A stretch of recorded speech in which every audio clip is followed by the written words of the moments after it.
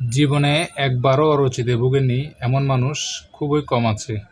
আমার আজকের এই ভিডিওটি শুধুমাত্র তাদের জন্য যাদের পেটে ক্ষুধা আছে কিন্তু খাবারের রুচি কম। তো ভিউয়ার, কেমন আছেন সবাই? আশা করি সবাই ভালো আছেন। আমি সবুজ আমার ইউটিউব চ্যানেলে আজকে একটি ভিডিও নিয়ে হাজির হলাম। তো ভিউয়ার, চলুন দেরি না করে মূল ভিডিও শুরু করি।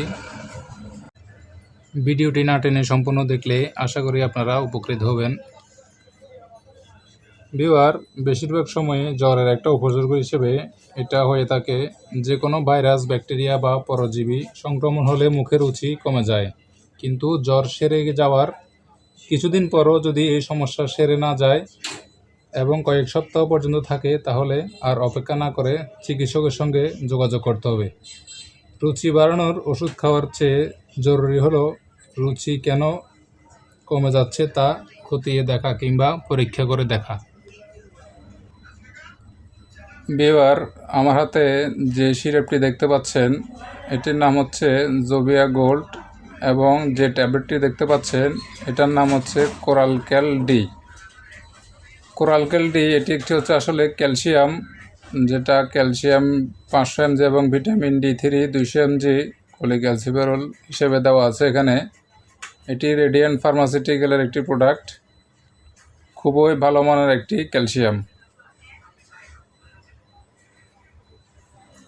সাধারণত মুখের রুচি বাড়াতে কিংবা শরীরে বিভিন্ন রকম জয়েন্টে ব্যথার ক্ষেত্রে ভালো উপকার হচ্ছে ক্যালসিয়াম। ক্যালসিয়ামের ঘাটতির কারণে অনেক সময় হাড়ে বিভিন্ন রকম সমস্যা দেখা দেয় কিংবা মুখে অরুচি আসতে পারে। এছাড়া যে সিরাপটি দেখতে পাচ্ছেন মাল্টিভিটামিন এবং মাল্টি মিনারেল জোভিয়া গোল্ড নামে, এটা হচ্ছে অপসনিন ফার্মাসিউটিক্যালের একটি প্রোডাক্ট, খুবই উন্নত মানের এবং ভালো মানের একটি ভিটামিন সিরাপ। এটি খেলে মুখের যাদের স্বাভাবিক সাধারণ অবস্থায় মুখের রুচি কম থাকে তাদের জন্য এই সিরাপটি খুবই উপকারী।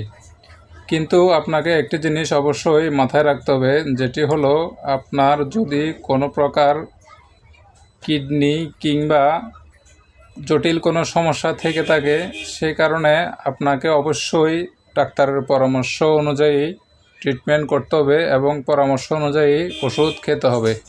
আপনি যদি সাধারণত নিজেকে সুস্থ সবল মনে করে থাকেন কিন্তু আপনি খাবারের রুচি কম পাচ্ছেন এরকম মনে হয়, তাহলে যে কোনো সময় আপনি ভিটামিন বা ক্যালসিয়াম এগুলো খেতে পারবেন। কিন্তু আপনার যদি কঠিন কোনো রোগ হয়ে থাকে, যকৃতের যদি কোনো সমস্যা হয়ে থাকে, হজমে যদি কোনো সমস্যা হয়ে থাকে, সেক্ষেত্রে অবশ্যই আপনাকে ডাক্তারের পরামর্শ নিয়ে ওষুধ সেবন করতে হবে। তো ভিউয়ার, আমার ভিডিওটি যদি ভালো লেগে থাকে অবশ্যই আমার চ্যানেলটি সাবস্ক্রাইব করে পাশে থাকবেন। সে পর্যন্ত ভালো থাকুন, সুস্থ থাকুন এবং পরবর্তী ভিডিও পাওয়ার জন্য আমার চ্যানেলটি সাবস্ক্রাইব করে পাশে থাকুন। ধন্যবাদ সবাইকে।